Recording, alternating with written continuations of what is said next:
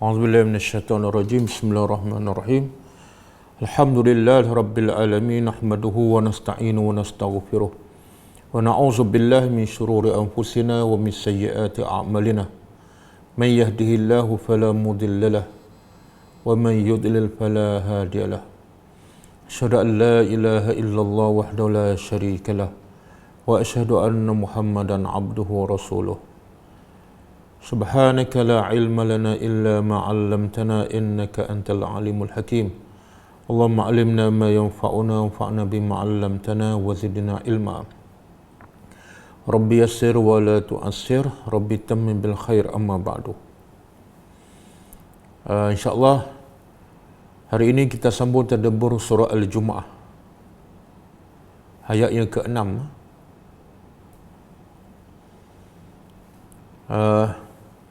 Sebelum kita sambung, macam biasa kita tengok ayat-ayat yang lepas, apa dia kaitannya dengan ayat yang kita akan belajar pada hari ini.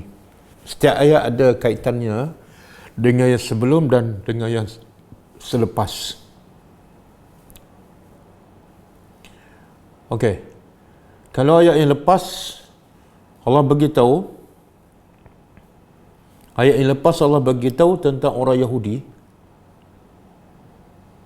Mereka tak boleh terima Nabi Muhammad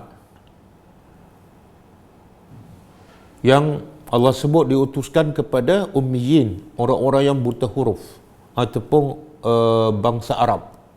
Jadi alasan orang Yahudi tak boleh terima Nabi Muhammad sebagai Rasul ialah Nabi diutuskan kepada golongan bangsa Arab yang buta huruf. Jadi mereka menganggap bahawa mereka lebih baik daripada bangsa Arab dan mereka tidak buta huruf. Itu tanggapan mereka lah. Sehingga mereka sebut dalam surah Ali Imran, mereka nak buat jahat, buat apa pun kesalahan kepada bangsa Arab yang buta huruf ni tidak menjadi satu kesalahan.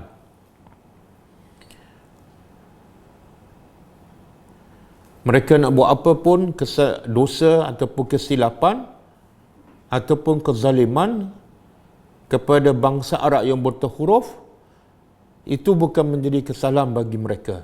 Apa sebab? Ini tanggapan yang salah. Sebab mereka menganggap mereka adalah bangsa yang terbaik.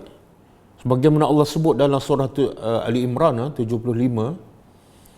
Allah kata di bahagian akhir surah Ali Imran ayat 75, Allah kata apa?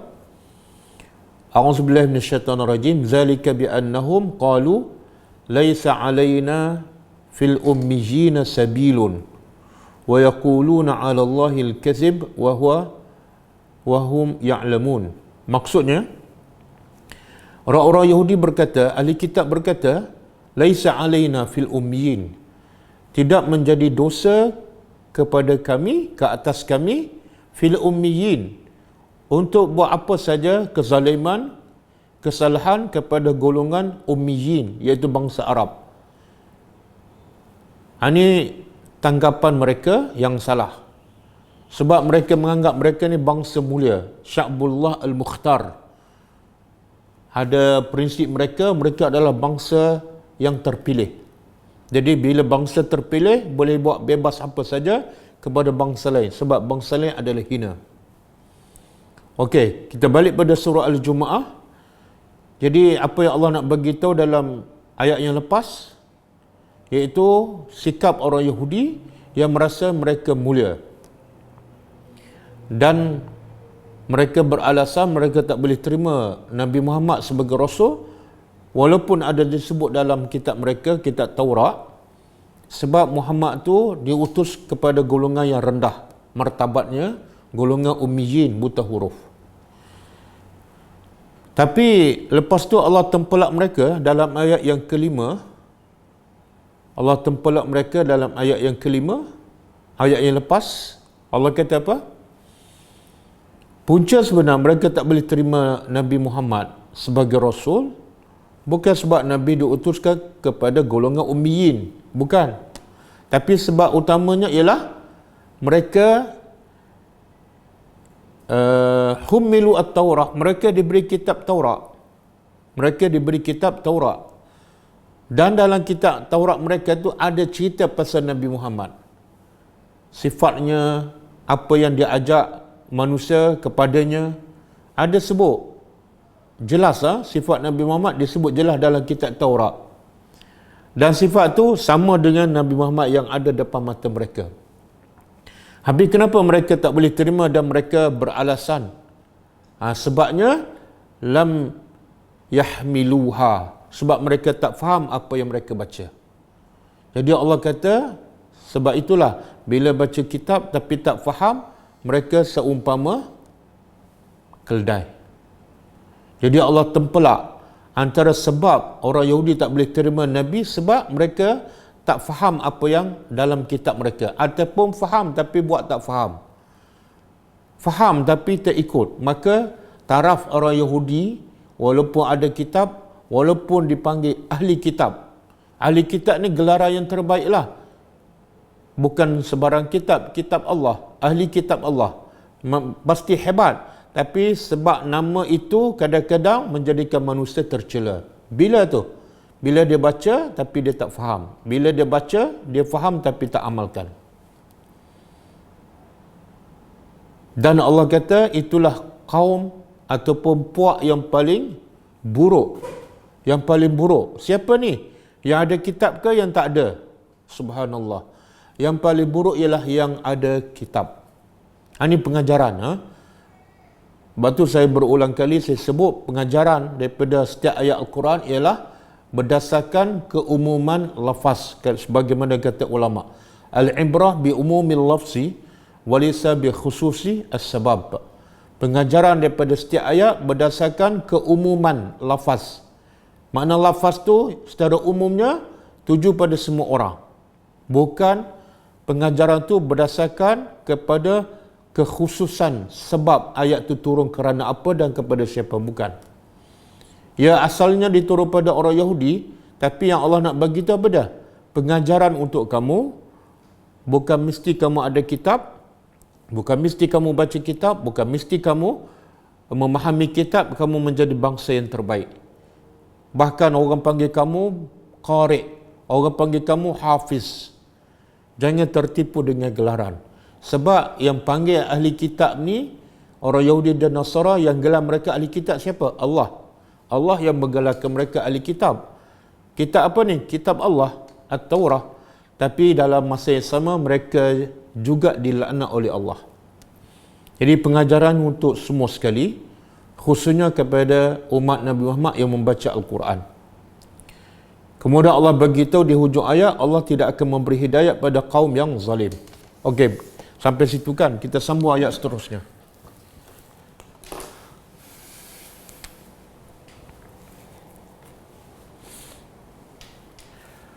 A'udzubillahi minasyaitonirrajim, ayat ke-6. Ya ayyuha, wahai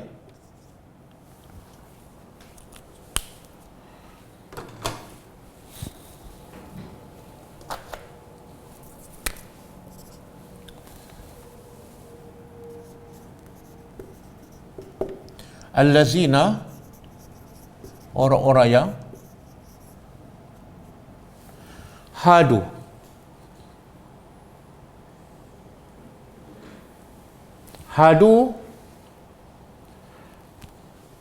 Hadu dalam bahasa Arab mana dia? Hada, makna dia ialah taba, telah bertaubat. Jadi hada, kalau seorang hada, makna dia taba, telah bertaubat. Kalau hadu,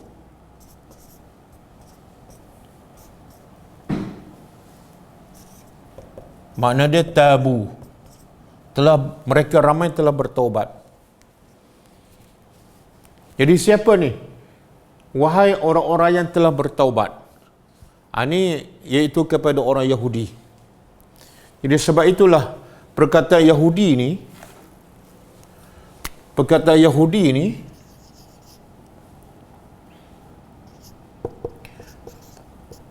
Yahudiyun. Kalau seorang Yahudiyun, kalau ramai Yahud.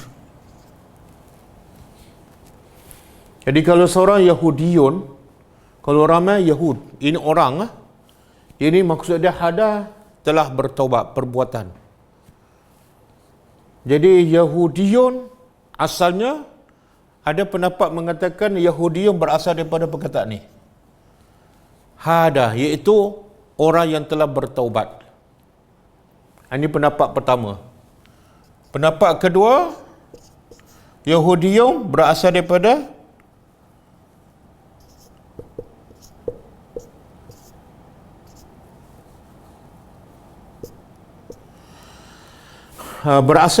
perkataan Yahuza, iaitu nama salah seorang anak Nabi Yaqub AS. Nabi Yaqub ni, nama dia selain daripada Yaqub ialah Israel. Dan dia ada 12 orang anak. Kita semua tahu kisah Nabi Yaqub. Dengan 12 orang anak, salah seorangnya Nabi Yusuf AS. Dan ada pendapat mengatakan salah seorang daripada 10 orang tu, selain daripada Yusuf dan Bunyamin, namanya adalah Yahuza. Jadi Yahudi diambil daripada perkataan Yahuza. Pendapat pertama, Yahudi diambil daripada perkataan Hada, orang yang telah bertaubat. Jadi dua pendapat dah. Okey. Ada tak dalil lain? Hada ni makna dia orang yang telah bertaubat. Ada. Boleh buka surah Al-A'raf ayat 165. Surah Al-A'raf ayat 165.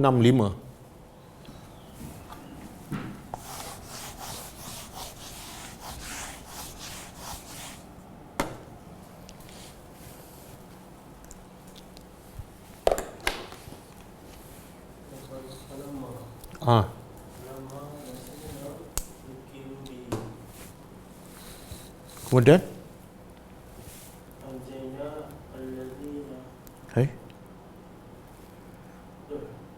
bukan salah, nak bagi salah ke? 156, sorry, 156, Al-A'raf 156.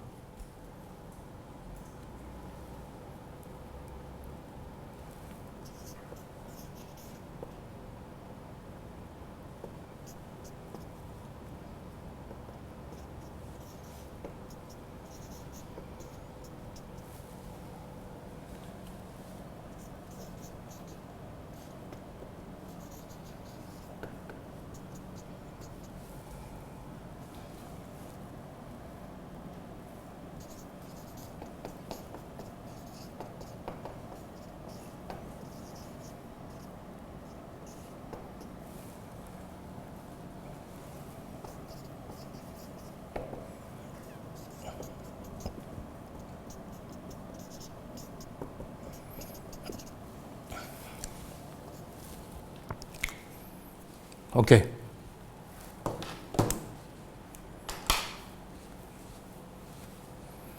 Ayat ni panjang, kita ambil bahagian atas je. Kita nak fokus pada perkataan ni, hudna. A'udzubillahi minasyaitonir rajim. Allah berkata, Allah rakamkan kata-kata orang Yahudi, doa mereka kepada Allah setelah bila ni? Setelah mereka bertaubat daripada menyembah al-ijlu, patung anak lembu. Jadi mereka bertaubat bila ni? Setelah mereka menyembah patung anak lembu. Jadi Allah rakamkan doa orang Yahudi yang bertaubat. Waktu belana, wahai Tuhan, tulislah, catatlah untuk kami fi hazid dunya, di dalam kehidupan dunia ini, hasanah, kebaikan. Wa fil akhirah, dan di akhirat juga kebaikan. Kenapa ni? Inna, sesungguhnya kami, hudna. Hudna ni, kami telah bertaubat ilaika, kepada engkau. Jadi hadu daripada perkataan tadi, hada makna taba. Kalau kami telah bertaubat, hudna. Kalau mereka telah bertaubat, hadu. Okey, jelas ah?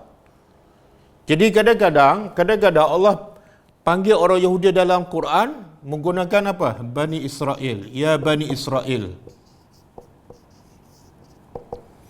Kadang-kadang Allah guna perkataan al-yahud wa qalatil yahud wan nasara. Kadang-kadang Allah guna perkataan allazina hadu.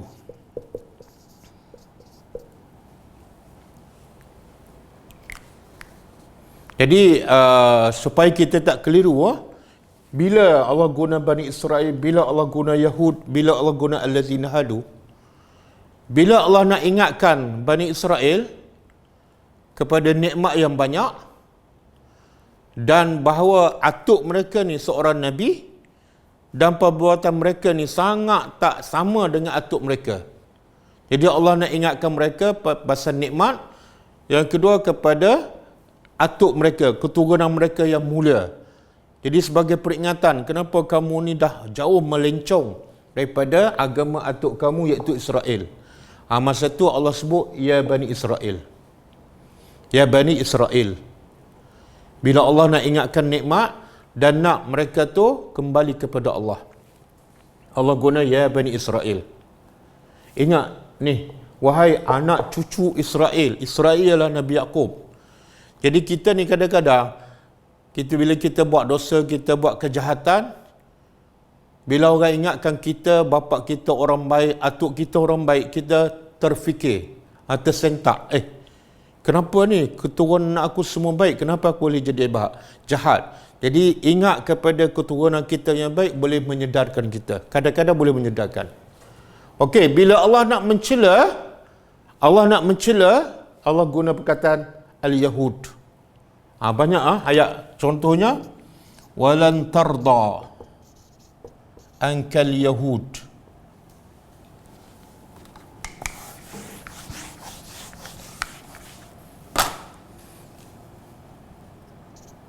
Walan tarda ankal yahud. Dalam surah Baqarah. Walan tarda ankal yahud, dan engkau wahai Muhammad, orang-orang Yahudi tidak mungkin sama sekali reda, puas dengan engkau, hatta tattabi'a millatahum, sehinggalah engkau Muhammad dan pengikut umat kamu mengikut agama mereka selangkah demi selangkah. Ini Allah nak cela Yahudi, maka Allah sebut al-yahud. Allah sebut al-yahud. Dan bila Allah nak sedarkan juga orang Yahudi, Allah nak sedarkan juga orang Yahudi, Allah nak juga mereka bertaubat, kadang-kadang Allah guna juga allazina hadu, sama dengan Bani Israel. Ya ayyuhallazina hadu, wahai orang-orang yang telah bertaubat. Walaupun Yahudi ini bertaubat, kemudian buat dosa balik, kufur balik kepada Allah, engkau lagi perintah Nabi Musa. Tapi Allah tu rahmat Allah tu sangat besar dan luas. Rahmat Allah mengatasi kemurkaannya. Maka dengan rahmat Allah, Allah guna bahasa yang lembut walaupun kepada musuhnya. Sebab apa? Sebab Allah nak musuh dia pun kembali beriman kepada Allah. Jadi pengajaran untuk kita apa dia? Kalau kita nak orang tu berubah jadi baik, gunalah bahasa yang baik. Batu banyak disebut dalam Quran bagaimana cara pendakwah yang baik. Walaupun kepada musuh, pertama guna bahasa yang baik. Bagaimana Nabi Ibrahim bila nak berdakwah pada bapa dia yang kafir, yang membuat patung, Nabi Ibrahim menggelarkannya, ya abati, wahai bapakku. Itu bahasa yang lembut. Tak boleh berkasar, sebab kita nak dia dengar dan dia menerima apa yang kita sampaikan. Maka kena ketuk hatinya dengan bahasa yang lembut. Jadi Allah panggil, wahai allazina hadu, orang-orang yang hadu, orang-orang Yahudi lah. Maksudnya orang Yahudi, orang-orang yang telah bertaubat.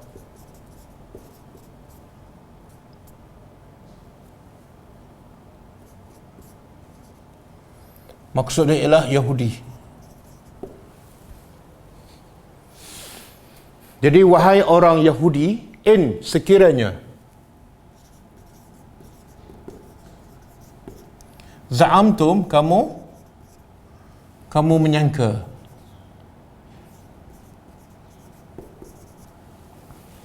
sekiranya kamu menyangka annakum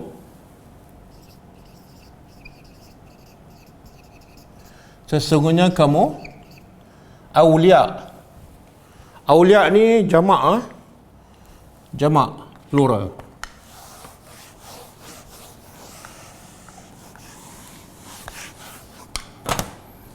Awliya jamak kepada waliyun.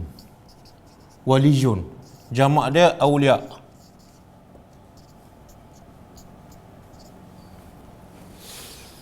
Jadi apa makna wali?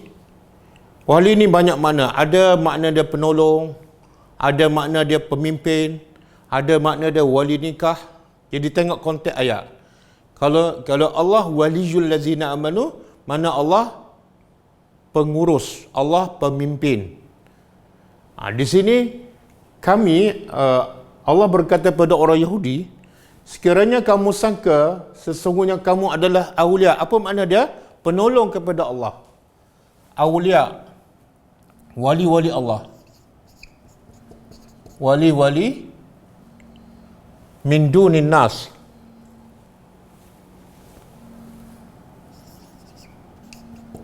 selain manusia.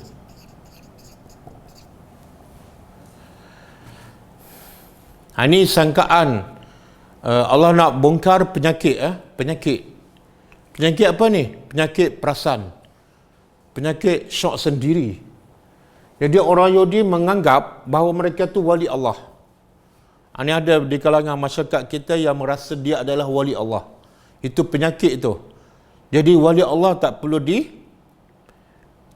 diumumkan, tak perlu diberitahu, tak perlu disebut. Bila kita sebut, itu perangai orang Yahudi. Jadi penyakit perasan bahawa kita adalah orang terbaik, kita wali Allah, kita kekasih Allah, itu keturunan Yahudi. Bahkan orang beriman, sifat mereka, semakin mereka beriman, semakin amalan mereka bertambah, mereka semakin merendah diri, bukan semakin bangga. Jadi itu beza antara orang Yahudi dengan orang beriman. Di Yahudi, amalan pun tak ada, bahkan mereka melawan Tuhan, tapi masih sama mereka mengaku mereka adalah wali Allah. Min dunin nas, makna bukan selain mereka. Mereka sahaja wali Allah. Orang Nasrani bukan. Umat Nabi Muhammad bukan. Bangsa-bangsa lain bukan. Jadi yang wali Allah bagi orang Yahudi mereka sahaja. Itu maksud min dunin nas. Okey? Dan dalam ayat lain Allah sebut mereka bukan setakat mengaku wali Allah, tapi kekasih Allah. Ahibba'u. Ahibba'u.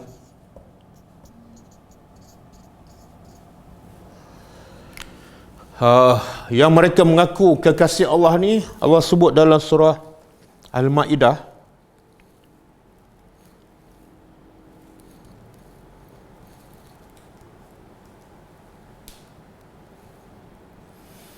Surah Al-Ma'idah ayat 18. Wa qalatil yahud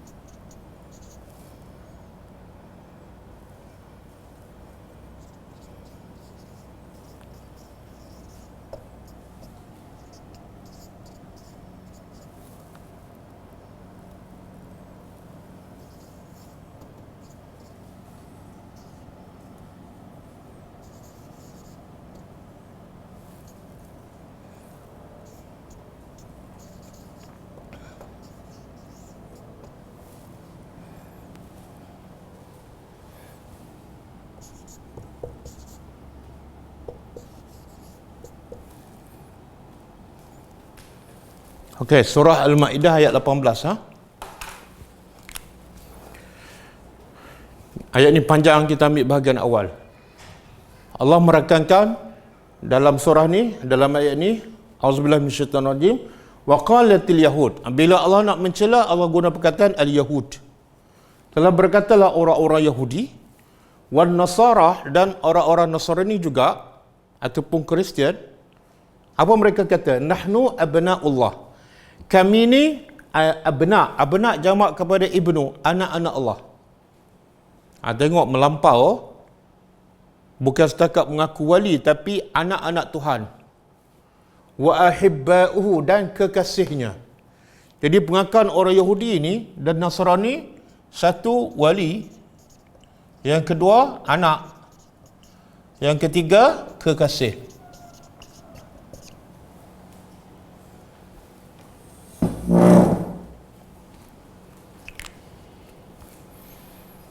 Jadi penyakit, Allah nak bagi tahu penyakit ni. Penyakit apa ni? Perasan. Dia adalah orang yang dekat dengan Allah, dia adalah wali Allah, dia adalah kekasih Allah. Jadi kalau ada penyakit ni, bertobatlah cepat-cepat. Ada perangai setengah orang kan, orang Melayu pun ada ni. Dia perasan dia wali Allah. Tama-tama orang pula puja dia, orang angkat dia, habis. Jangan siapa-siapa mengaku. Sebenarnya, Abi kalau tak boleh mengaku, sebenarnya wali Allah tu ada ke tak? Ada. Okey, kalau ada, siapa wali Allah? Wali Allah sebenarnya ialah orang yang beriman, orang yang bertakwa. Walilah. Tanpa kita perlu mengaku. Kalau kita ada ciri-ciri orang beriman, beramal soleh, zahir dan batin, kemudian buat kerja dakwah, berpesan dengan kebenaran, berpesan dengan kesabaran, automatik kita menjadi wali Allah. Tanpa kita mengaku. Allah sebut dalam surah apa ni? Surah Yunus.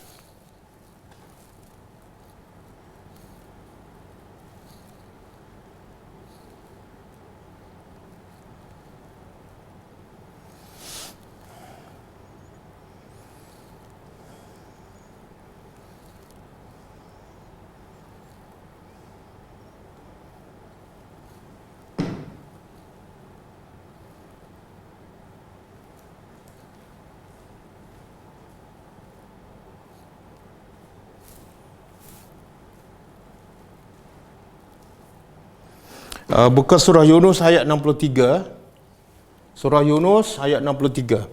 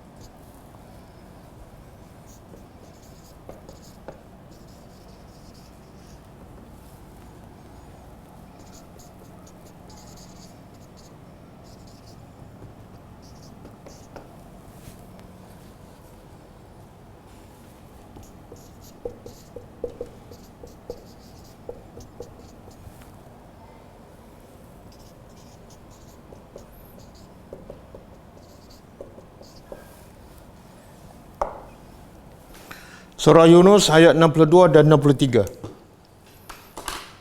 Jadi sekarang kita nak kenal siapa wali Allah. Sebenarnya wali Allah ialah apa ikut definisi Allah lah.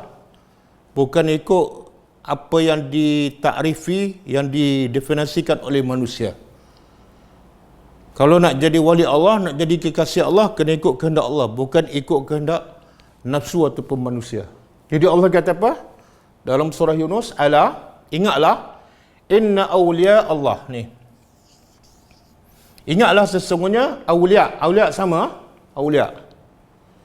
Orang Yahudi mengaku dia adalah wali Allah. Tapi Allah kata sesungguhnya wali-wali Allah, apa sifatnya? La khaufun alaihim. Dia tidak ada rasa takut ke atas mereka. Maksud apa ni?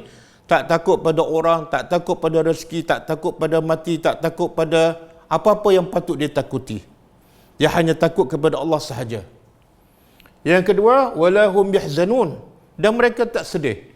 Apa yang hilang, kematian ke, kebakaran ke, kebinasaan ke yang berlaku pada diri dia ke, keluarganya ke, hartanya, la yahzanun. Bila sedih je, bukan wali. Kemudian Allah kata, allazina amanu, iaitu wali Allah ni ialah allazina amanu. Pertama, orang beriman. Yang kedua, wa kanu yattaqun. Jadi nak tahu siapa wali Allah, jangan tengok pada pakaian, jangan tengok pada serban, jangan tengok pada buah tasbih yang besar. Sebab orang Melayu ada fahaman mereka, wali ni apa dah? Ciri-ciri wali apa dah? Boleh buat satu benda yang luar biasa. Contoh, boleh terbang di udara, boleh berjalan di atas air, kan? Kalau bawa kereta pakai isi dengan air sahaja, bukan minyak. Kadang-kadang taruh pasir pun kereta boleh jalan. Itu bagi setengah orang Melayu, itu adalah wali, ada keramat. Tak, salah. Itu dah menyimpang daripada pengertian wali mengikut Al-Quran. Mengikut Al-Quran, wali Allah dia tak ada buat benda yang luar biasa. Dia tidak takut dan tidak sedih. Tak takut apa yang akan berlaku dan tidak sedih benda yang terlepas. Dan itulah orang yang beriman dan bertakwa. Kalau boleh terbang di udara sebagai wali, maka Nabi bukan wali lah. Nabi tak boleh terbang di udara. Kalau boleh berjalan di atas air adalah wali, Nabi bukan wali lah. Nabi tak boleh berjalan di atas air. Bahkan Nabi masa nak berhijrah ke Madinah, dalam keadaan diburu oleh orang kafir Quraisy, dalam ketakutan, sepatu Allah jadikan Nabi boleh terbang je. 1 minit sampai. Tak, Nabi berjalan macam biasa. Pergi ke gua, daripada gua naik unta sampai 7 hari 10 malam. Sampai 10 hari 10 malam. Berjalan dalam keadaan penat, letih, naik unta. Siapa tu? Ketua wali Allah. Jadi wali bukan orang yang buat satu benda yang luar biasa. Wali ini definisinya. Okey, jadi siapa yang mengaku wali, salah. Dan itu adalah perangai orang Yahudi dan Nasara. Kemudian Allah cabar mereka. Kalau betul kamu wali Allah, kalau betul kamu anak Allah, kalau betul kamu kekasih Allah, sepatutnya Allah kata apa? Fatamannau. Maka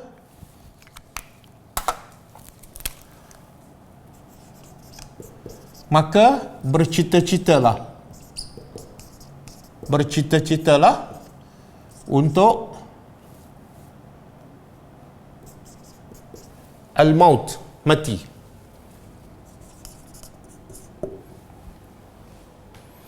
Jadi Allah mencabar siapa yang perasan dia kekasih Allah.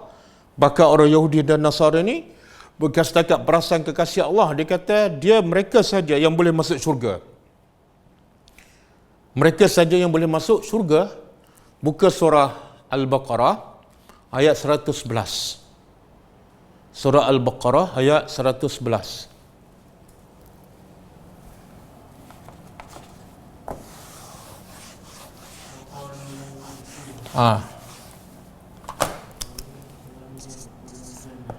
Wa qalu lan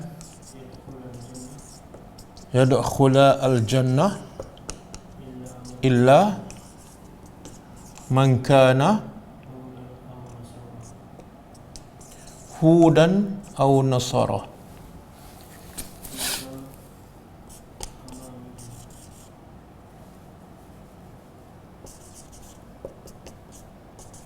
Tilka amanijuhum.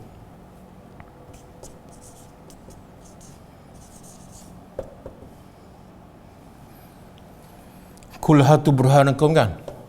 Tengok orang Yahudi dan Nasara ni bukan setakat dia perasan dia kekasih Allah, dia bangsa terpilih, dia wali Allah, tapi dia perasan dia sahaja yang akan masuk syurga, yang lain tak akan masuk.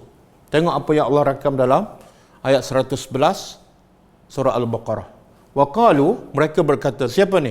Orang Yahudi dan Nasara berkata, lan yadkhula al-jannah, tidak sama sekali akan masuk syurga, illa, kecuali man kana hudan, kecuali orang Yahudi.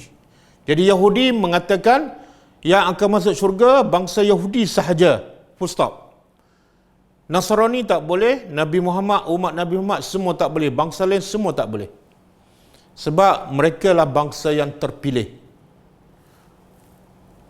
Ataupun orang Nasara pun sama, mengatakan tidak sama sekali akan masuk syurga kecuali Nasara.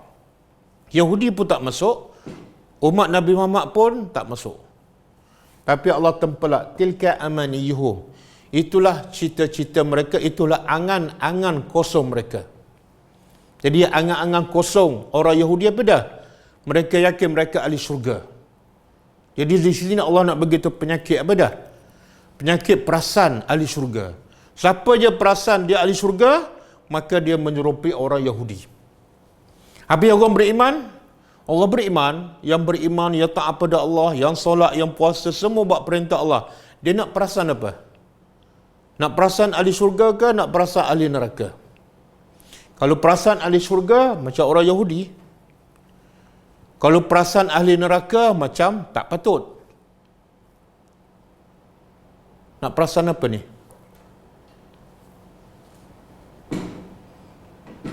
Orang beriman dia tak perasan mana-mana. Orang beriman dalam darjah antara takut dan harap. Takut amalan tak diterima, takut taubat tak diterima, maka mungkin dia akan masuk neraka. Dalam masa yang sama, dia mengharap amalannya diterima, taubatnya diterima. Jadi orang beriman antara dua keadaan, takut dan harap. Rasa ahli syurga pun tak, perasaan ahli neraka pun minta dijauhkan.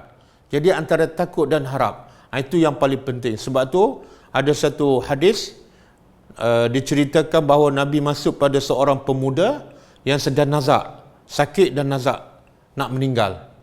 Nabi pun tanya dia, apa keadaan kamu sekarang? Nabi tanya. Nabi tak tanya, sakit dah kurang ke? Ataupun semakin sihat ke tak? Itu tak penting. Yang penting apa dah? Yang penting apa dah? Hati itu. Macam mana perasaan kamu sekarang dalam menghadapi kesakitan dan saat kematian? Itu yang penting tu. Maka jawab pemuda ni, perasaan aku sekarang, aku sangat-sangat takut pada dosaku, takut amalanku tak diterima, tapi dalam masa yang sama aku sangat-sangat mengharap rahmat Allah, sangat mengharap Allah terima segala amalan aku. Maka Nabi pun bagi khabar gembira, berita gembira. Nabi kata tidak ada seorang pun takut pada dosa, takut pada azab Allah, melainkan pasti Allah akan selamatkannya daripada azab. Dan tidak ada seorang pun yang sentiasa mengharap rahmat Allah, mengharap amalannya diterima, melainkan pasti Allah akan bagi rahmatnya dan akan terima amalannya. Itulah sikap orang beriman. Jangan perasan dia ahli syurga dan jangan perasan juga dia ahli neraka. Tapi kalau kita rasa kita ahli neraka sebab dosa yang banyak, memang patutlah. Memang patut. Yang tak patut dosa banyak tapi perasaan ahli syurga macam orang Yahudi. Ada tak sahabat yang perasan dia ahli neraka? Ada. Sebab dia rasa dia berdosa. Iaitu seorang sahabat nama dia Sabit bin Qais. Sabit bin Qais. Okey. Bila turun ayat surah Al-Hujurat ayat yang kedua, ya ayyuhallazina amanu la tarfa'u aswatakum fawqa sautin nabi wa la tajharu lahu bil qawli ka jahri ba'dikum li ba'd an tahbata amalukum wa antum la tash'urun. Allah kata, wahai orang beriman, jangan tinggikan suara kamu lebih pada suara Nabi. Kenapa? Kalau kamu tinggi suara lebih pada Nabi, kamu tak beradab. Dan jangan panggil Nabi dengan bahasa yang kamu panggil orang lain. Muhammad, Ali, jangan panggil Nabi macam tu. Kena muliakan Nabi dengan panggilan Ya Rasulullah, Ya Nabi Allah. Dan Sabit bin Qais ni, kebetulan suara dia kasar. Suara dia kuat. Bila dia bercakap, kadang-kadang lebih tinggi nadanya daripada suara Nabi. Maka bila turun ayat tu, terus dia menangis, dia balik rumah, dia tak keluar rumah. Sebab apa? Dia perasan amalannya sia-sia. Sebab Allah kata, kalau suara lebih tinggi pada Nabi ataupun tidak hormat Nabi, semua amalannya terbatal. Ini penting kepada orang yang buat benda yang amalan yang tak sama dengan Nabi. Bila buat tak sama, seumpama dia meninggikan suara lebih pada suara Nabi. Seumpama dia tidak menghormati Nabi, yang amalan Nabi itu macam remeh je, rendah je, yang dia ataupun yang guru dia lagi tinggi. Jangan. Takut-takut termasuk dalam maksud ayat ni, bila merendahkan Nabi, semua amalan kita sia-sia. Dan kita tak sedar pun, sebab kita rasa kita buat benda yang baik. Amalan-amalan yang bid'ahkan, orang tak sedar itu amalan jahat. Zikir beribu kali, selawat yang pelik yang bukan datang daripada Nabi, dia tak sedar itu amalan jahat. Sebab selawat, sebab zikir, tapi sebab tak sama dengan Nabi, makna dia merendahkan Nabi. Dengan sebab itu amalannya boleh jadi sia-sia. Jadi Sabit ni kebetulan suara dia lebih tinggi pada suara Nabi, kasar. Dia pun rasa dia adalah ahli neraka. Ini bagus.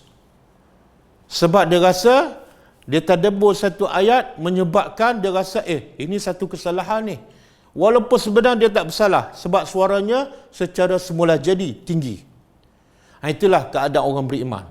Bila Nabi bagi tahu Sabit bin Qais, kamu sebenarnya bukan ahli neraka, kamu sebenarnya ahli syurga. Subhanallah. Pengajarannya apa? Orang beriman tak pernah perasan dia ahli syurga, walaupun Nabi confirm dia ahli syurga. Orang beriman tak pernah perasan. Bila perasan je, ada penyakit Yahudi. Kan? Cuba tanya semua orang kafir ke apa ke, tanya, kamu ni ahli syurga ke ahli neraka? Biasanya dia akan jawab, dia ahli syurga. Mana ada dia akan jawab dia ahli neraka? Bahkan seorang India yang terkenal kan, semua orang Malaysia kenal. Dia bukan Islam, tapi bila dia menyanyi lagu, dia kata apa? Ku menantimu di pintu syurga. Cita-cita nak, walaupun kalau tak masuk duduk kat pintu pun tak apa. Itu siapa tu? Bukan orang Islam. Jadi orang yang kafir pun dia rasa dia ahli syurga, orang beriman tak. Orang beriman dia rasa antara takut dan harap. Kalau dia buat dosa, dia rasa ahli syurga, okey, bagus.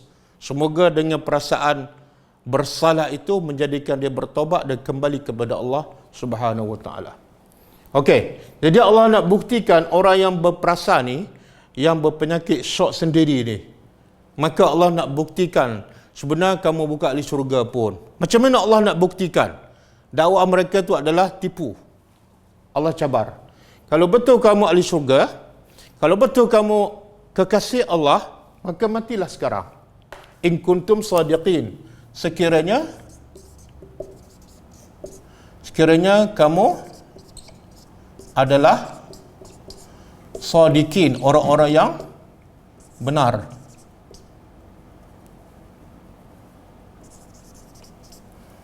Jadi kalau kamu orang benar, dakwaan kamu tu benar, wali Allah, kekasih Allah, ahli syurga, okeylah, matilah sekarang. Sebab kan Allah tu kekasih. Dan ada tak kekasih tak nak jumpa kekasih? Tak ada. Semua kekasih nak jumpa. Jadi nak jumpa kekasih, iaitu Allah, syarat dia kena mati. Jadi Allah kata, buat apa hidup kat dunia? Susah-susahan buat apa? Kan kamu dah yakin ahli syurga. Kan kamu yakin kamu kekasih Allah. Matilah untuk jumpa kekasih. Okey? Ini Islam mengajar kita berdebat ataupun berhujah dengan orang yang suka perasan. Iaitu apa? Minta bukti. Jangan maki dia. Jangan maki dia. Jangan hina dia. Jangan pulau dia. Tak. Minta dia buktikan dakwaan dia. Kalau tak ada bukti, sah, salah. Qul hatu burhanakum in kuntum sadiqin. Allah kata kalau kamu ahli syurga, orang lain tak boleh masuk.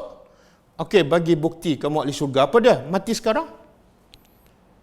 Maka begitu juga ulama mengatakan Islam tertegak di atas dalil. Kalau ada dalil, silakan, ahlan wa sahlan. Kalau tak ada dalil, stop. Kalau tak ada dalil, mungkin nafsu, mungkin pendapat manusia.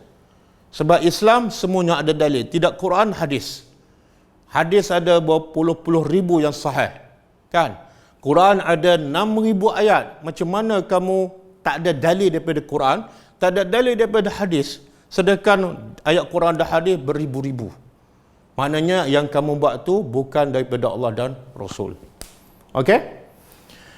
Jadi Allah kata, mati sekarang, jumpa kekasih. Maka Allah jawab, wala yatamannawnahu, dan tidak mereka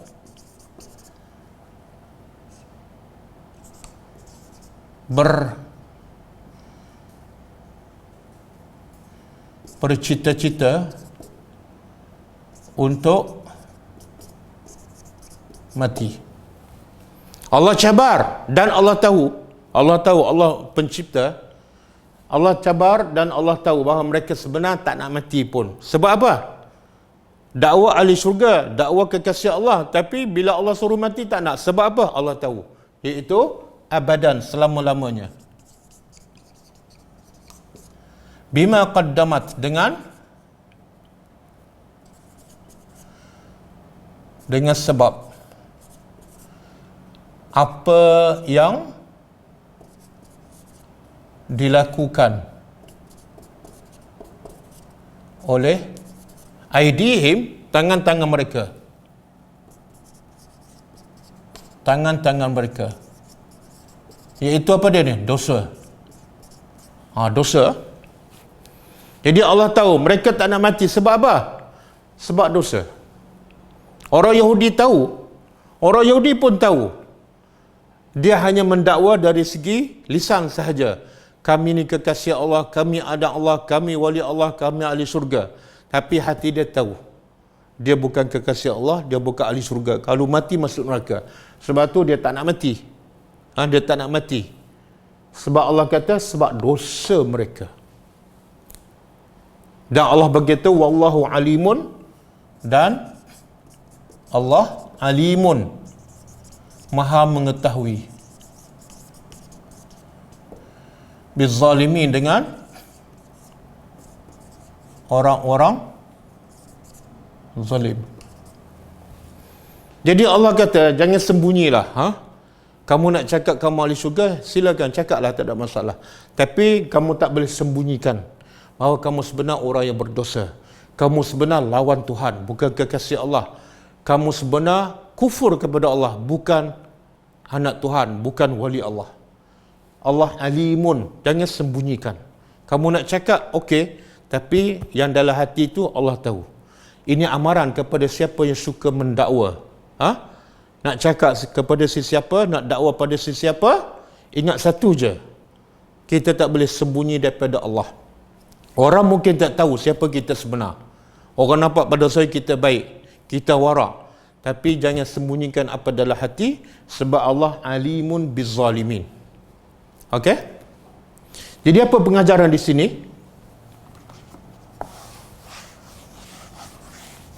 Pengajaran di sini apa dia? Ini yang saya huraikan yang tersurat. Yang tersirat apa dia? Yang tersirat ialah jangan orang-orang yang beriman bila beramal soleh semakin merendah diri. Kalau ada perasaan dah dia baik, okey dah, dia nak sama dengan orang Yahudi. Pergi haji 10 kali, bangga pula cerita pada orang. Pergi umrah setiap kali Ramadan, cerita pada orang. Itu perangai orang Yahudi. Bila dia berbangga, seolah dia rasa amalannya telah betul, amalannya telah diterima oleh Allah. Cerita pada orang itu penyakit. Jadi pengajaran pertama, orang beriman bila buat apa amalan, semakin meningkat iman, semakin bertambah amal, semakin merendah diri. Bahkan Allah sebut orang beriman, wa kanu qalilan minal laili ma yahja'un. Banyak solat malam. Walaupun buat amalan banyak, tapi masih solat malam banyak. Dan di hujung solat malam, wabil ashari yastaghfirun. Di hujung solat malam tu mereka minta ampun lagi kepada Allah, bukan berbangga, bukan perasan.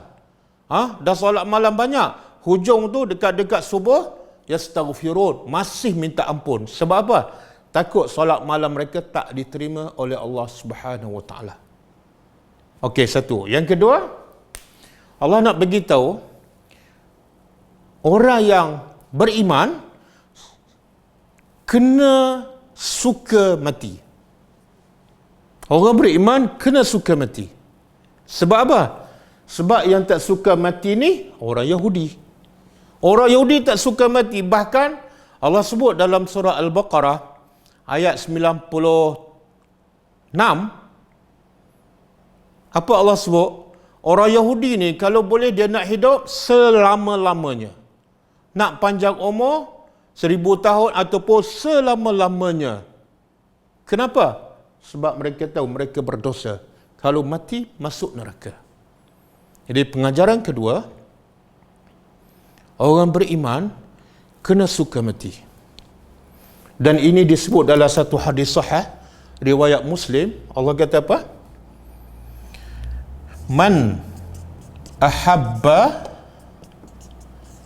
liqa Allahi ahabba Allaha liqa'ahu.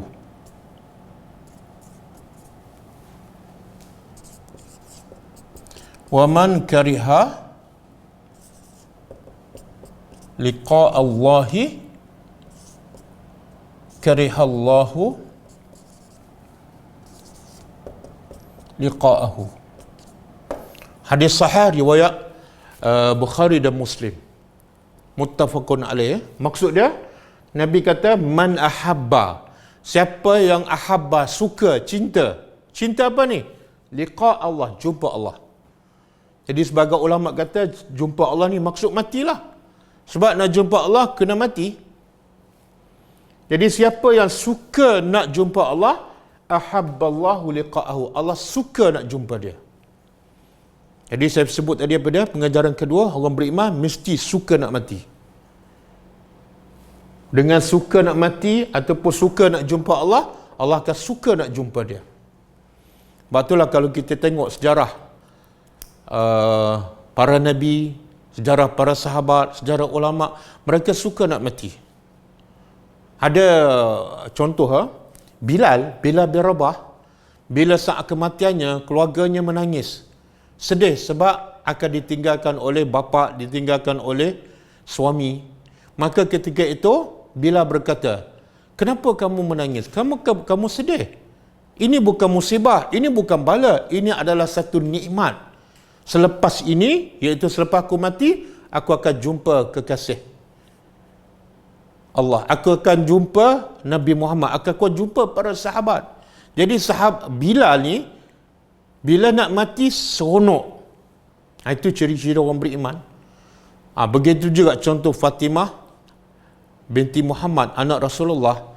Bila diberitahu oleh Rasulullah bahawa baginda akan meninggal, Fatimah sedih. Sebab baginya hidup tanpa Rasulullah satu kesedihan. Satu benda yang tak menggembirakannya. Tapi lepas Nabi tengok Fatimah sedih, Nabi panggil dia, Nabi beritahu, kamu adalah ahli keluarga aku yang paling awal akan meninggal dunia selepas aku. Maknanya, selepas aku mati, engkaulah yang paling dekat yang akan mati. Dengar berita akan mati dengan cepat, Fatimah senyum. Subhanallah. Maknanya apa? Fatimah suka mati. Minta mati dengan suka mati dua benda yang berbeza. Minta mati tak boleh. Suka mati satu kemiskinan bagi orang beriman. Bila mati, wallahualam tak penting. Yang penting mati kena suka. Kenapa? Sebab nak jumpa Allah. Mana mungkin kita tak boleh suka nak jumpa pencipta kita. Dan mana mungkin kita tak boleh suka bila kita diberitahu akan keluar daripada dunia yang penuh dengan ujian, penuh dengan masalah, penuh dengan memeninggal kepala kita, masalah anak, untuk pergi ke mana? Namanya kubur tapi taman syurga. Macam mana kita tak boleh suka? Umpama kita diberitahu kita ada rumah yang sempit, rumah flat kan, bilik air pun satu, bilik pun satu, berpuluh tahun, tiba-tiba dia beri notis keluar segera untuk pergi pindah ke rumah banglo. Kita suka ke kita sedih? Kalau kita sedih, kita memang ada masalah. Pasti suka, sebab daripada rumah sempit nak pergi rumah yang lebih luas, lebih selesa, lebih nikmat. Maka begitulah orang beriman. Bila diberitahu dia akan mati, terbayang dari kepalanya. Daripada dunia yang sempit nak pergi ke taman syurga. Yang dunia yang penuh dengan penat, letih, semua masalah dia kena fikir, kena buat. Dan banyak tanggungjawab, banyak kewajipan. dia akan pergi satu tempat yang tak payah buat kerja, tak payah fikir apa masalah dah. Berehat, makan dengan penuh nikmat, iaitu taman syurga. Jadi orang beriman kena suka mati. Okey? Jadi sekarang, kalau saya tanya pada semualah, sekarang ni yang sedang bertadabbur ni, suka mati ke benci mati? Sebelum jawab, kita habiskan hadis ni. Nabi kata, sambung, waman kariha, siapa yang benci, siapa yang tak suka mati ni, macam Yahudi ni. Bila Allah kata matilah, dia tak nak mati. Mana dia benci mati? Maka Allah kata, siapa yang benci untuk jumpa Allah, karihallah, Allah pun benci untuk jumpa dia. Ya Allah, ini yang paling menakutkan. Jadi jangan tak suka nak jumpa Allah. Jangan tak suka nak jumpa Allah. Dia gambaran orang yang suka mati ialah tergambar dalam bentuk apa? Orang ni suka solat, menunggu-nunggu masuk waktu solat, sebab solat tu sebenar jumpa Allah. Jumpa Allah. Solat tu sebenar bersembang, bercakap dengan Allah. Jadi kalau masa hidup dia suka nak solat, dia suka nak berdiri lama depan Allah, insya-Allah orang macam ni suka nak mati. Dia ready je bila-bila masa. Jadi antara punca, okey, apa punca orang tak suka mati? Allah sebut ni, sebab dosa. Jadi siapa yang tak suka mati ni sebenar dia ada dosa. Dia ada dosa. Percayalah. Jangan cakap banyak. Kalau dia tak ada dosa, dia orang beriman, dia mesti suka. Lepas daripada rehat, Nabi bila ditanya oleh malaikat, kamu nak mati sekarang ke nak mati minggu depan ataupun akan datang? Dua-dua keadaan, kamu akan tetap masuk syurga. Nabi pilih nak mati sekarang. Sebab apa? Mati sekarang, rehat daripada tanggungjawab semua, daripada kepenatan, dan dapat jumpa, dapat dekat dengan Allah Subhanahu Wa Taala. Jadi pengajaran ketiga pada siapa yang tak suka mati bermakna dia banyak dosa dan dia kena segera bertaubat kepada Allah. Siapa yang tak suka mati bermakna dia banyak dosa dan dia kena segera bertaubat kepada Allah. Dan dia juga menyerupai orang Yahudi yang suka hidup panjang ni dalam keadaan dosa adalah orang Yahudi. Buka surah Al-Baqarah ayat 96. 96.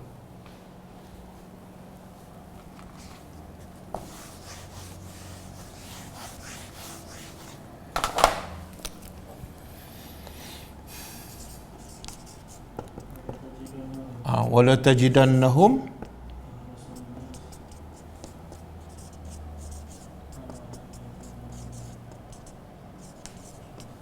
ala hayatin. Apa dia? Wa minal ladzina asyraku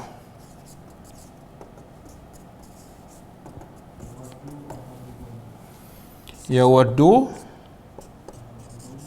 ahaduhum law yu'ammaru alf sanatin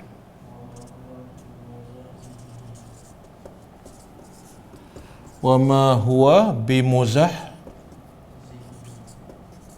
minal azab ayu ammar. Kemudian dah. Okey. Wallahu basirun bima ta'malun. Bima ya'malun. Okey. Tengok Allah kata apa kepada Nabi Muhammad? Wala tajidannahum. Dengar baik-baik pasti lam tu harfu taukid, pasti. Nun pun harfu taukid, dua harfu taukid. Pasti sesungguhnya engkau wahai Muhammad akan dapati. Akan dapati apa? Hum, mereka. Siapa mereka ni? Ni. Ahli kitab Yahudi dan Nasara. Apa sikap mereka? Ahrasan nas. Engkau akan dapati orang Yahudi dan Nasara, antara ciri utama mereka pada ahrasan nas ala hayatin. Orang yang paling tamak, paling loba untuk apa? Ala hayatin, untuk hidup lama di dunia. Dengar Allah nak bongkar penyakit ni. Siapa yang suka nak duduk lama kat dunia ni, dia ada ciri-ciri orang Yahudi. Siapa yang takut nak mati, dia ada ciri-ciri orang Yahudi dan Nasara. Jadi Allah kata orang yang paling tamak nak hidup lama kat dunia ialah orang Yahudi dan Nasara. Bahkan mereka ni wa minal lazina asyaraku, lebih daripada orang musyrikin. Orang musyrikin tak percaya pada akhirat, tak percaya pada hari kebangkitan. Jadi sepatut mereka lagi lama nak hidup kat dunia. Tak, mereka tak seteruk orang Yahudi. Orang Yahudi percaya pada hari kebangkitan, percaya pada surga neraka. Tapi nak hidup lama pula kat dunia. Terbalik. Sebab apa? Sebab orang Yahudi cukup yakin bila mereka mati, mereka akan masuk neraka. Sebab tu kalau boleh mereka tak nak mati, apa yang mereka nak? Ya waddu ingin. Ahaduhum, setiap orang daripada mereka sangat ingin lau apa dia? Jikalau mereka yu'ammar dipanjangkan umur. Mereka sangat ingin kalau boleh dipanjangkan umur berapa? Alfasanah, 1000 tahun. Ahli tafsir mengatakan maksud 1000 bukan dimaksudkan angka, tapi maksud 1000 ialah selama-lamanya. Jadi dia sebut 1000 tu nak gambarkan bukan 1000, tapi kalau boleh dia nak hidup selama-lama, tak nak mati. Sebab apa? Kalau mati masuk neraka. Dan Allah tempelak mereka. Wa ma huwa bimuzahzihi minal azab. Dan tidaklah ia bimuzahzihi, akan menjauhkannya, akan menyelamatkannya daripada azab. An yu'ammar. Katalah umur dia 70 tahun. 70 tahun. Kemudian Allah panjangkan 1000 tahun. Jadi berapa dipanjangkan? 930 tahun. Jadi Allah kata 930 tahun yang kamu minta panjang tu tak boleh selamatkan kamu daripada azab. Makna apa? Panjang umur sia-sia. Panjang umur sia-sia. Sebab tu Nabi sebut dalam satu hadis, ahsanuna khairun nas, orang yang terbaik siapa? Yang panjang umur dan amalannya baik. Jadi panjang umur tak salah, tapi kena pastikan amalan itu baik. Dan seburuk-buruk manusia orang yang tala umruhu wa syarra amaluhu, tapi amalannya buruk. Jadi kita minta panjang umur, tapi ada jaminan tak umur yang panjang tu kita dapat melakukan amalan soleh yang terbaik? Tak ada jaminan. Kalau tak ada jaminan, minta aja. Minta apa? Doa Nabi Yusuf, tawaf anta waliyyi fid dunya wal akhirah, tawaffani musliman wa alhiqni bis salihin. Wahai Tuhan, Nabi Yusuf ni di kemuncak kuasa, ada kerajaan yang besar, sepatut dia minta panjang umur. Tak, dia tak minta panjang umur. Sebab apa? Panjang umur tak ada jaminan selamat daripada azab Allah. Maka yang diminta pada tawaffani musliman, matikan aku dalam keadaan Islam. Panjang ke pendek tak penting, tapi masa mati aku menyerah diri kepada engkau sepenuhnya. Wa alhiqni bis salihin, dan lepas aku mati gabungkan, masukkan aku bersama orang-orang soleh seperti bapa aku Nabi Yaqub, atuk aku Ishak, moyang aku Nabi Ibrahim AS. Jadi orang beriman jangan minta panjang umur, sebab panjang umur tak ada jaminan amalan kita menjadi semakin baik, dosa kita berkurangan ataupun tak ada jaminan. Jadi mintalah supaya kesudahan hidup kita adalah mati dalam iman. Semalam saya baru ziarah seorang, saya tak kenal dia, saya kenal dia daripada jauh, bukan kawan. Dia imam di satu masjid di Kuala Lumpur. Umur dia 51, anak 5 orang. Anak yang sulung saya rasa 24 tahun. Anak yang bongsu 12 tahun. Seorang anak dia duduk di Jordan. Jadi dia ada penyakit jantung, tapi sebelum dia mati tu sihat walafiat. Dah pergi cek dengan doktor beberapa kali, doktor kata kamu sihat. Dan sebelum mati pun bila isteri dia tanya, semua okey, sihat walafiat. Jadi minggu lepas satu malam dia pergi ke Giant. Lepas tu dia pergi ke kedai Dobi ambil baju. Masa nak angkat tu rebah. Pukul 10 malam lebih kurang. Bila rebah tu, pukul 11 call isteri dia, ambulans pun datang lambat, kemudian bawa pergi ke hospital, dah tak ada dah. Mungkin masa jatuh tu dah rebah.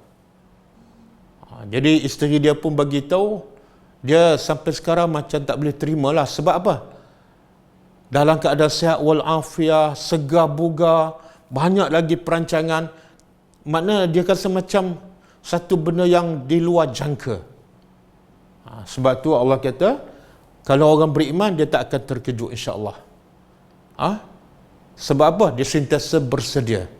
Dia sentiasa suka nak mati. Sepatut macam tu. Sebab tu Nabi sebut dalam satu hadis, aksiru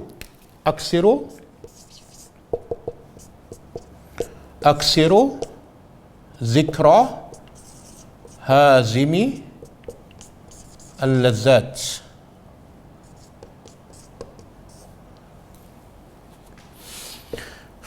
Ini nasihat Nabi, pesanan Nabi pada kita apa dah? Nabi tak kata banyaklah ingat jaga badan kamu, ingatlah makan obat, tak. Nabi kata aksiru, perbanyakkan zikra, menyebut. Perbanyakkan menyebut apa? Hazimi al-lazzat. Hazimi yang menghancurkan. Al-lazzat, lazat apa ni? Kelazatan kehidupan. Hidup ni seronok. Dengan makan, dengan berjalan, dengan anak isteri, dengan macam-macam. Kita seronok dengan telefon, dengan berkawan, dengan grup macam-macam. Jadi bila seronok dengan kehidupan, kita lupa nak bersedia untuk mati. Kadang-kadang solat lambat, kadang-kadang terlepas zikir, kadang-kadang satu hari tak baca Quran. Sebab apa? Ni, kelazatan hidup. Keseronokan hidup. Maka Nabi bagi kaedah yang terbaik, obat yang terbaik untuk kita tidak seronok dengan kehidupan. Supaya apa? Kita sentiasa bersedia untuk mati. Caranya apa? Perbanyakkan menyebut benda yang boleh menghilangkan kelazatan hidup. Apa dia? Al-maut. Ini pesanan Nabi. Banyak ingat mati. Sebab dengan banyak ingat mati, barulah kita tak seronok hidup. Oh Ustaz, kenapa pula tak seronok hidup? Sebab hidup ni adalah ujian. Hidup bukan untuk seronok. Seronok yang sebenar apa dah? Di akhirat besok. Sebab tu Imam Ahmad Ibn Hanbal, bila ditanya, Imam Ahmad Ibn Hanbal ni, kita tahu dia adalah salah seorang imam yang 4 mazhab. Dia mengasas mazhab Hanbali. Dia anak murid Imam Syafi'i.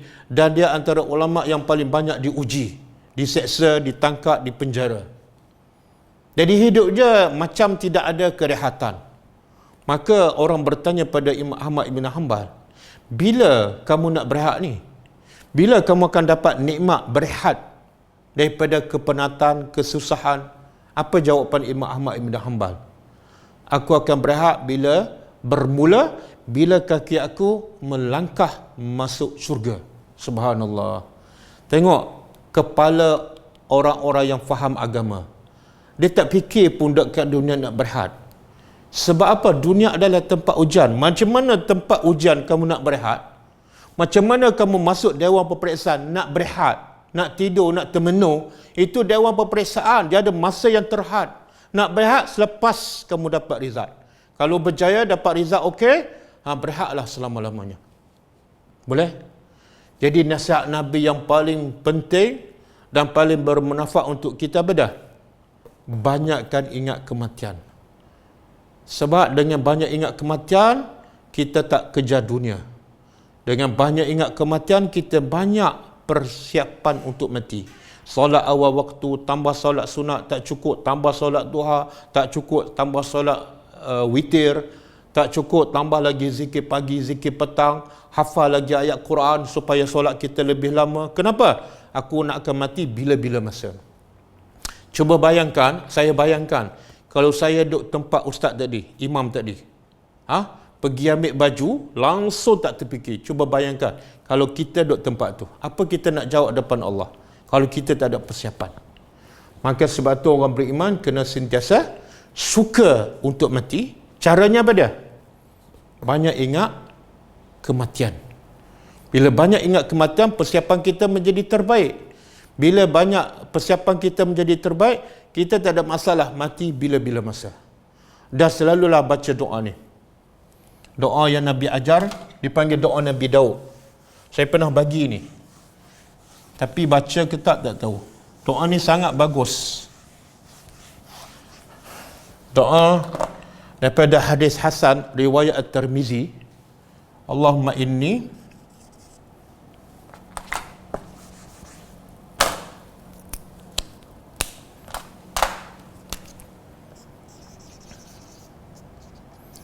Allahumma inni as'aluka hubbaka wa hubba man yuhibbuka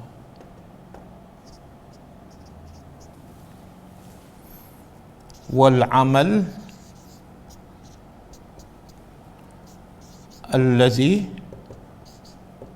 yuballighuni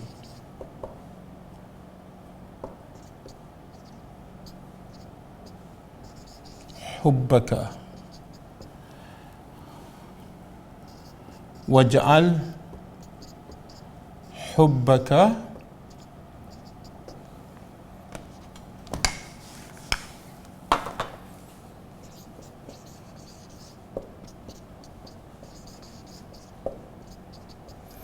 hubbaka ahabba ilayya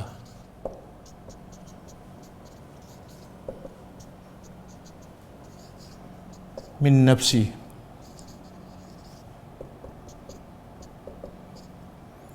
wa ahli.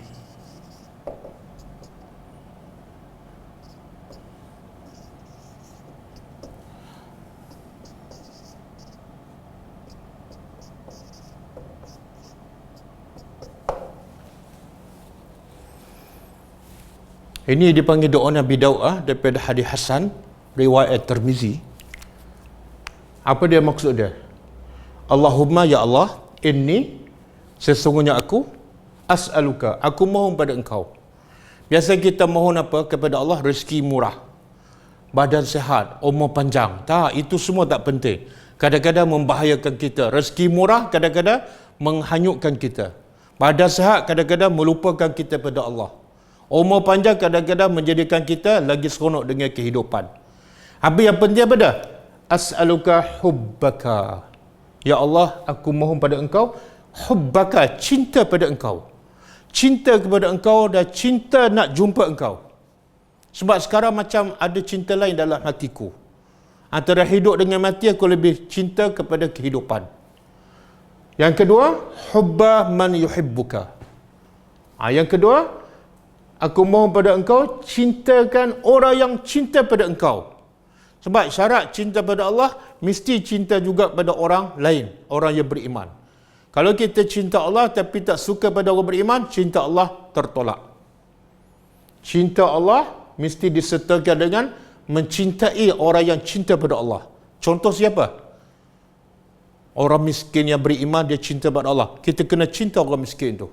Ulama yang betul-betul ikhlas, dia cinta pada Allah. Kita kena cinta ulama tu, tak boleh benci. Yang kedua. Yang ketiga, cinta ketiga pada wal amal, cinta kepada amalan. Subhanallah. Kita sekarang dengan amalan tak berapa suka, tak berapa seronok.